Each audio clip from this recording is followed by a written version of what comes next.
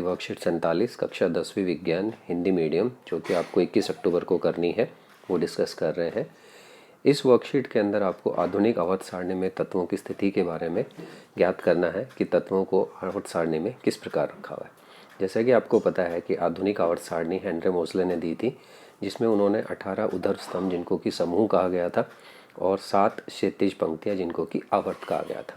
तो इस आवर्त सारणी में हम ये देखेंगे कि तत्वों को समूह आवर्त में किस तरह से रखा जाता है और इनकी स्थिति किस पर निर्भर करती है।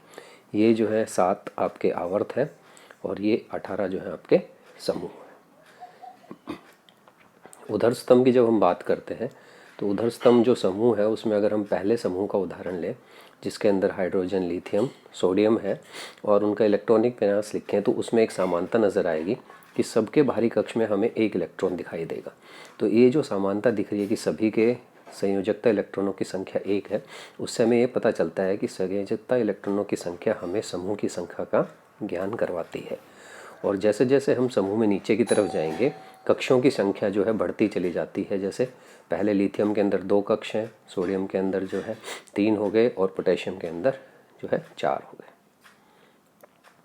इसी तरह से क्षैतिज पंक्तियों की जब हम बात करें तो क्षैतिज पंक्तियों के अंदर lithium, beryllium, boron, carbon, nitrogen, oxygen, fluorine की अगर हम बात करें तो सभी के अंदर कक्षों की संख्या तो बराबर है, लेकिन संयोजकता इलेक्ट्रॉनों की संख्या जो है बाएं से दाएं जाने पर बढ़ रही है और जो कोशों की संख्या है वो हमें यहाँ पर आवर्त की संख्या का बोध करा रही है, ज्ञान करवा रही है। तो क्या इन सभी तत्वों में संयुक्त इलेक्ट्रॉन की संख्या समान है? नहीं। क्या इनके कोशों की संख्या समान है? हाँ। उसके बाद अगर हम तीसरे आवर्त की बात करें जिसमें sodium, magnesium, aluminium, silicon, phosphorus, sulphur, chlorine आदि हैं, तो इनके अंदर हम देखेंगे कि सभी के अंदर 3 कक्षों की स्थिति है KLM।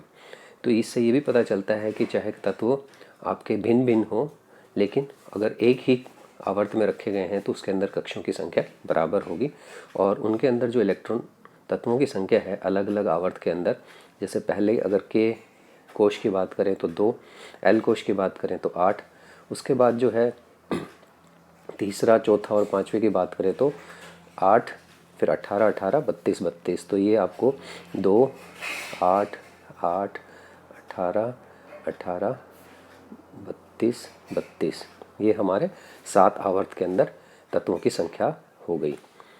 प्रश्न उत्तर देख लेते हैं। फ्लोरीन और क्लोरीन समूह 17 से संबंधित है। इन दोनों के बाहरी कोशों में उपस्थित इलेक्ट्रॉन की संख्या कितनी होगी? तो आप देख सकते हैं क्लोरीन जो है और फ्लोरीन जो है 17 समूह से है। 17 मतलब जो है बाहरी कक्षों में इसकी जो है 7 इलेक्ट्रॉन होंगे। तो फ्लोरीन का जो है संख्या होती है 9 और क्लोरीन की 17। तो फ्लोरीन जो है अगर हम 9 लिखेंगे तो 2, 7 और क्लोरीन अगर 17 लिखते हैं तो 2, 8, 7। तो देखने से पता चल रहा है कि दोनों के बाहरी कक्ष में 7 है। उसके बाद हमें इलेक्ट्रॉनिक विन्यास लिखना है मैग्नीशियम, एल्यूमिनियम और सिलिकॉन का, जिनकी परमाणु संख्या 12, 13, 14। तो 2, 8, 2, 2, 8, 3, 2, 8, 4।